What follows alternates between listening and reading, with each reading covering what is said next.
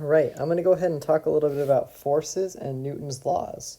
So first of all, just a reminder, these are Newton's laws. So Newton's first law basically is if the net force on an object is zero, that object will not accelerate and it will have a constant velocity. This is often referred to as the law of inertia. Newton's second law is just a statement of the proportionality of the net force on an object and its acceleration, right? So that equation is basically Newton's second law. And Newton's third law is this action-reaction force pair law, right? That if you have a force on A from object B, then there will be a negative force on B from object A. And really, I think everything you need to know is in the second and third laws, right? The first law is actually kind of a special case of the second law. If this is zero, then A is zero.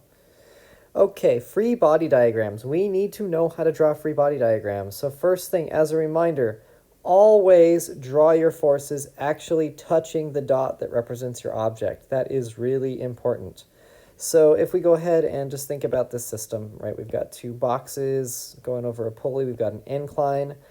Here I did not include friction, so if this is our system here, this block sitting there would have a normal force pointing away perpendicularly from the surface. It would have a force of gravity pulling down on it, right? This is on this object. That force is coming from the earth, and there would be a tensional force acting up the incline there. And then this hanging object would have a tension force up and a gravitational force down. And also note that these two tension forces, right, these should be equal to each other because of Newton's third law. And if there was any friction in this system, it would point that way. And if it's kinetic friction, right, that object would be sliding up the incline, for example. I guess it depends on how heavy the objects are with respect to each other, which way this thing's actually going to move. So maybe I'll just take friction off. Okay. So the next thing, and actually maybe while we're looking at it, we should also be able to use Newton's second law to actually write equations for our objects also. So maybe I'll do that right here. So, for example, let's say that we know that m2g is heavy enough that this is going to accelerate down. In that case, we could write an equation for the second object. We could write m2g minus t will equal m2a. And then for the first object, the net force on it would be tension down minus just a component of the gravitational force. And that would equal m1a. Right, and I'll talk a little bit more in a minute about why this is sine theta. But basically, we're getting that because this free body diagram here, right, we can break this up into two components. This is the theta that is the same as the theta here. And this component here is m1g sine theta. Yeah, it's a little messy, but that's where this came from. So we need to be able to create free body diagrams for objects and systems and then actually use those free body diagrams to derive equations. All right, different types of forces. There are two types of forces we need to know.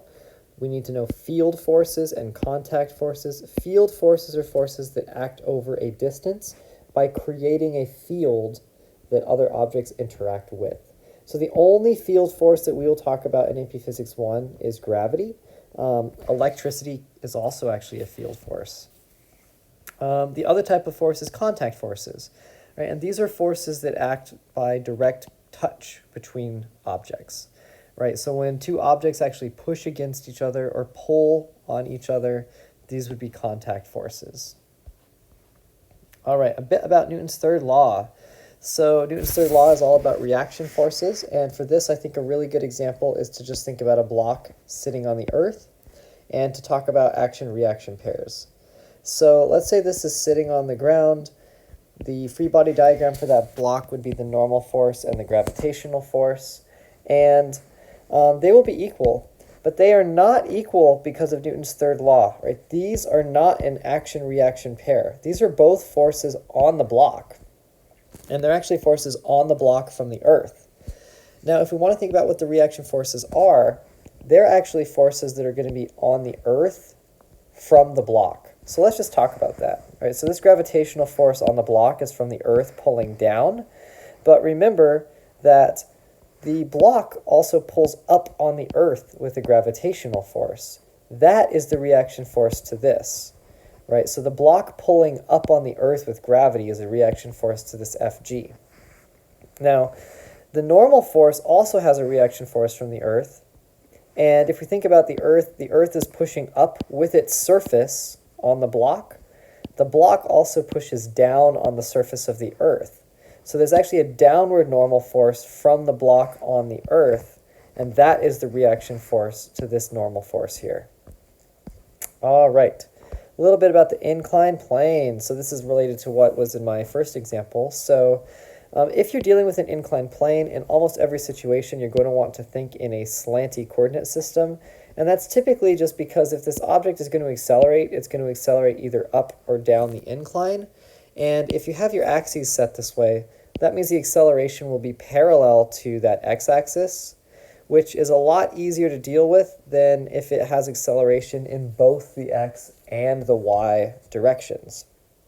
So in terms of breaking down forces, right, this is what the free body diagram for this object would look like. Normal force that way, gravity that way.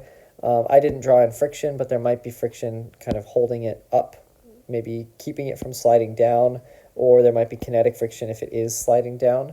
But basically the components end up looking like this: Fg sine theta, Fg cosine theta. And maybe I can go through a quick argument about why this angle here is theta. And I will erase this later, but let's just talk about it real quick. So if I drop in a line there that is at a 90-degree angle here, right, this is theta, and maybe, and I can draw another line in right there. All right, so if right, if this angle here is theta, right, this big angle here is theta, then this angle will be 90 minus theta. And since this whole angle here is 90 degrees, that means this has to be theta. Right, and I think that's probably the best way to understand it. You could also probably just kind of see it, because this triangle here is actually a similar triangle to this triangle there. All right. I know, I just wanted to do that because I feel like I always say that I could explain that later, and then nobody ever asks. All right, friction. So remember, friction force always acts parallel to a surface. There are two types of friction. One is a kinetic friction, one is static friction. The coefficients of friction are represented by this character mu.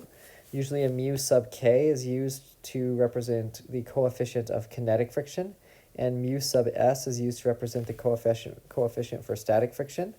Also remember that there's no mu for like a single surface, right? There's no like mu for wood. It's always a coefficient that represents the interaction between two surfaces. So there would be a coefficient of friction between, say, wood and rubber. Also, this mu is a unitless quantity. And also remember that mu static is always greater than or equal to mu kinetic. And these are the equations, right? So the force of static friction always needs to be less than or equal to this. And the force of kinetic friction always needs to be equal to this. And I think that's about it for forces. I hope this was helpful.